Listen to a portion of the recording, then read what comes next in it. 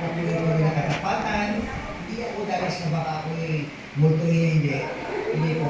Totoo po siya sabi ko sa inyo. At kung ano yung itsura niya sa picture, ganyan lagi po siya. Ay, bro, pastor, ganun po siya kabait po sa amin. Sobrang close po yan sa amin. Pamilya nga po ang turing yan eh. Kasi nung araw, kami po unang kasi ako nandito eh, wala pa po ako asawa nun. Palagi po, minsan, napunta kami sa bahay nila, sama sa pastor, o ano.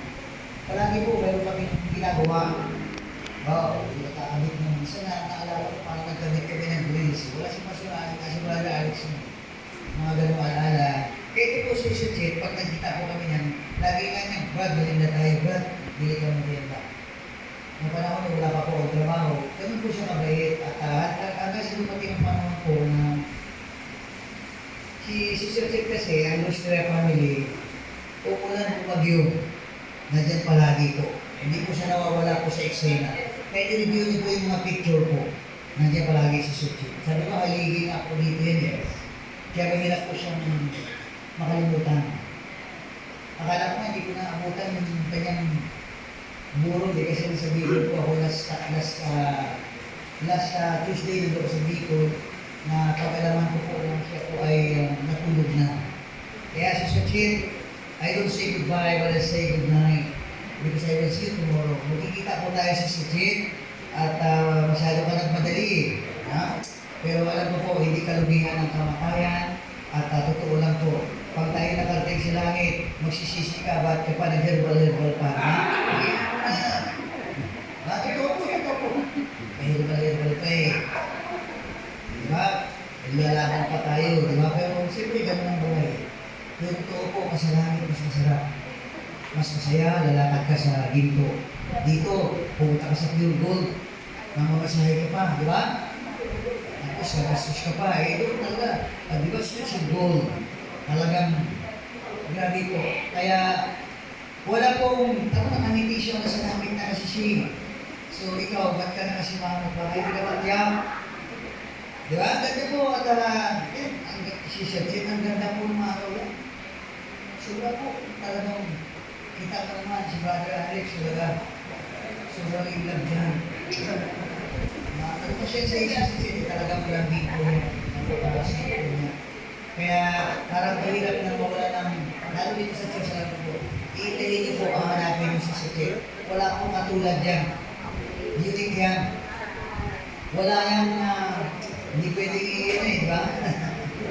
Kaya, pero ganun talaga ang buhay. Wala tayong magagawa. At isa sa mga nakita ko po sa Sachet, ano man ang mga naranasan, kulang siya, ganun na. Kasi malaki. Hindi siya apektado po. Diba? Basta alam niya, dito lang siya, hindi siya maalis. So yun po, isa sa pinakamaganda po na nakita ko po kay Susuke, sa kanilang pamilya, sa Lustre family. Sila po ay malapit din sa puso ko kasi sila yung mga kasama ko dati. Sa lahat po ng mga gawain dito, nandiyan sila po yung makikita mo palagi. Kahit po umulan na. Mula ng mga palasok, nandiyan pala sila. Mula na ng, grabe po, maraming ulan dito eh. Diba? At itong simbahan, laging inuulan, binabagyo. At itong Krisyano na matibay po, diba? May sabi ni Sis kanina eh, ang mamatay kay Kristo ay isang kapakilamanan. For me to live is Christ, to die is gain. Kaya po yung masasabi ko sa iyo, salute po ako sa iyo. At hanggang sa huling hininga ay dito ako rin humiga, di ba? So, hindi tayo dapat umiyak ha? Dapat matagin tayo eh. Kaya huwag ka na mag-herbal. Kaya ako na, di ba? At ito lang po ang tanong, pag tayo po kayo tumating sa ganitong panahon, ano kaya ang nagawa natin? Kasi po pag namatay tayo, meron tayo papasalubong sa Panginoon. Kasi tagal natin nag-abroad. Di ba? Ilang taon na si Chit? 68. Di ba? 68 ka nag-abroad. Di ba saan? Di ba sa bansang Pilipinas, dapat meron kang pasalubong. Kasi po siya na sabi ng Bible, diba, haharap tayo sa judgment seat of Christ. Kasi sabi doon, we must all appear in the judgment seat of Christ. Kaya nga sabi, whether good or bad, dinilipil ng Diyos. Yan po katotohanan. Kaya hindi naman madali sa kamatayan, kaya dapat ito po ang mensahe sa atin, susukit na maganda rin po tayo. Ulitin ko ha, hindi po nakakatakot ang mamatay, hindi natin matatakasan ang kamatayan, kaya dapat po natin paghandaan. Kasi kamatayan po ay hindi kalubihan, kundi ito ay isang malaking kapakinabangan kung nasa piling tayo o nasa tamang relasyon tayo sa Panginoon. So yun lang po, magandang gabi, kasama ko po yung hari asawa. Kaibigan niya, ayaw ko kung magsasalita din siya. Kasi parang, ako parang kaingit siya eh. Ayaw ko lang sa ating dito kung gusto siya magsalita eh. Kasi ayaw ko naman makamamay, siguro di mo naman ako. Di ba? Dapat tulong-tulong tayo. Yung magandang gabi mo sa inyo lahat. Alam niyo ba ako matagal akong member dito? Hindi ka po matahalik yan. Alam niyo pa sa totoo niya. Sobra ko pong, itong church na ito, samantalayin ko na, yung church dito po ay, dito po ako naging tao. Kasi dati hindi ako tao eh. Dito po. Dito ko po nakita kung gaano kahalaga po ang maging tao. Diba? Dito ko po nakita yun.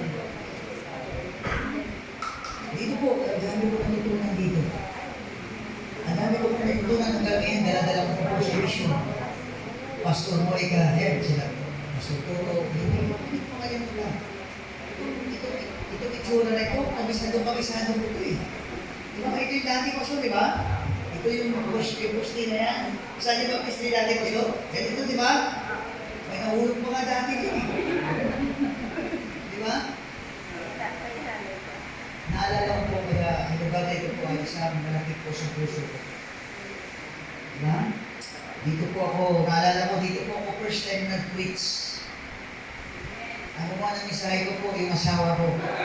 Tandang ko yung umaga na ako, di ako nakago ng mensahe. Tulungan ko ako. Help me! Diba? Natandaan ko po. Kaya tinuro ko sa akin, Psalms 119. Tanda ko po, kaya dito po ako naging tao. Dati kasi hindi ako tao eh. Ibig ko sabihin, dito po ako nakakilala po ng lumusan sa Panginoon. Dito ko po nakita na dapat pala pinahalagahan ng mga. Diba? Ito yung ginamit ng Diyos wala akong tawagin po.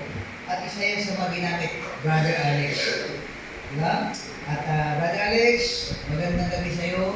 At marami akong natutunan sa inyo, God. Blessing po kayo sa aming Panginoon.